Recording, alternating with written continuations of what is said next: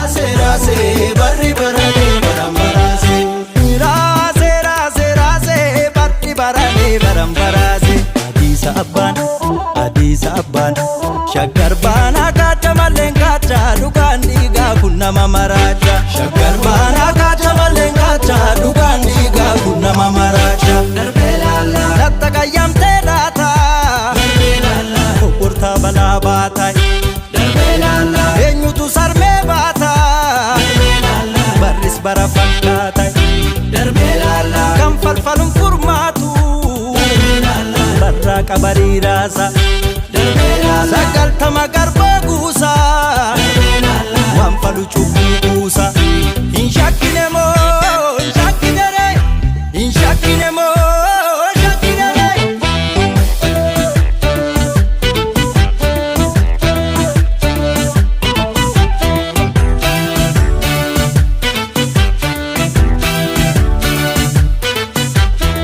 Jiran bata jiran nyatu Oda hunda chalu antutti bobeeffatu Boratan korma dhuga Borata bore galchu Basaki basaka bare baridal Basaki basaka bare baridal Basaki basaka bare baridal Basaki basaka bare baridal Inshakine mo Inshakine re Inshakine mo Inshakine re Taaboti marmarti Bijayoon taaboti marmarti Akkamittan ciisa Dagamteen irratti tamarti Taaboti marmarti Bijayoon taaboti marmarti Akkamittan ciisa Dagamteen irratti tamarti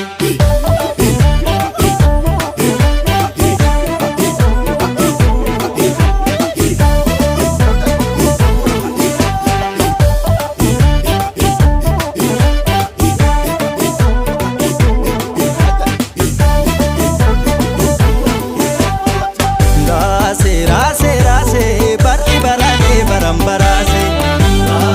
rase rase barri barane baram barase. Rase rase rase barri barane baram barase.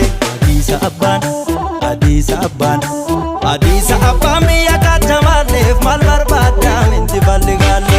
Addis Abban biyya kacha maleef mal barbaadam inti balligaalle. Darbelala Wallo argituu teega darbelala raayya raayyummaa beega.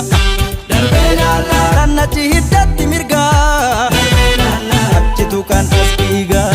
darbelala Hindi adam fagaatu darbelala dinga daatu jira.